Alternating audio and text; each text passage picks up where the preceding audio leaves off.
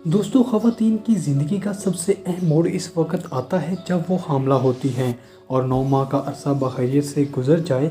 लेकिन इन 9 माह के दौरान औरत को मुख्तलिफ़ किस्म के मसाइल का सामना भी करना पड़ता है और कई ऐसी एहतियात से भी गुजरना पड़ता है जो बच्चे की ज़िंदगी और माँ की सेहत के लिए सबसे ज़्यादा ज़रूरी होती है। दोस्तों, आपने अमूमन सुना होगा कि 8वीं माह में पैदा होने वाला बच्चा ज़्यादा अरसे तक ज़िंदा नहीं रह पाता। पैदाइश के छठे या 8वें घंटे में इसकी मौत हो जाती है या फिर कुछ रोज़ जिंदा रहने के बाद दम तोड़ देता है। ऐसा क्यों होता है और डॉक्टर्स इसके बारे में क्या राय रखते हैं, और साथ में आपको ये भी बताएंगे कि हमल के 7वें और 8वें माह को ख़तरनाक क्यों कहा जाता है।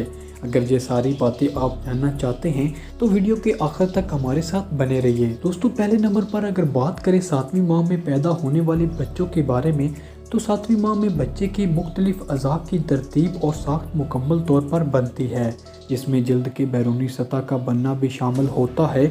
और जब मुकम्मल तौर पर ऑक्सीजन की फराहमी ना हो या माँ को ज़्यादा दर्द होने की शिकायत में डिलीवरी कर दी जाए तो बच्चे की अज़ा की मुकम्मल नशोनुमा नहीं हो पाती, जिसकी वजह से बच्चा ज़िंदा नहीं रह पाता, क्योंकि माँ की पेट जैसी गर्मी पैदा होने के बाद बच्चे को नहीं मिल पाती। लेकिन डॉक्टर्स बताते हैं कि 7वीं माह का बच्चा मुनासिब माहौल मिलने पर ज़िंदा रह जाता है, यानी कि 7वीं माह के बच्चे के ज़िंदा बचने के इम्कानात बहुत ज़्यादा होते हैं। दोस्तों, अब अगर बात करें 8वीं माह में पैदा होने वाले बच्चे के बारे में, तो 8वीं माह के दौरान बच्चे का जिगर, गुर्दे और मुदाफ़ती निज़ाम की नशोनुमा होती है और इस दौरान इनका दिल भी नशोनुमा के आखिरी मराइल में होता है।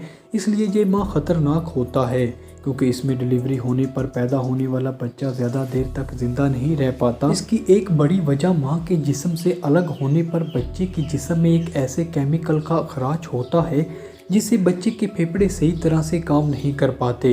यूँ इस माह में पैदा होने वाले बच्चे की ज़िंदगी के इम्कानात कम होते हैं। दुनिया भर में ऐसा बहुत कम देखा गया है कि 8वीं माह में पैदा होने वाले बच्चे ज़्यादा अरसे तक ज़िंदा रहे हों, क्योंकि इस माह में दिमाग और असाबी निज़ाम की रगें आपस में जुड़कर मजबूत होती हैं।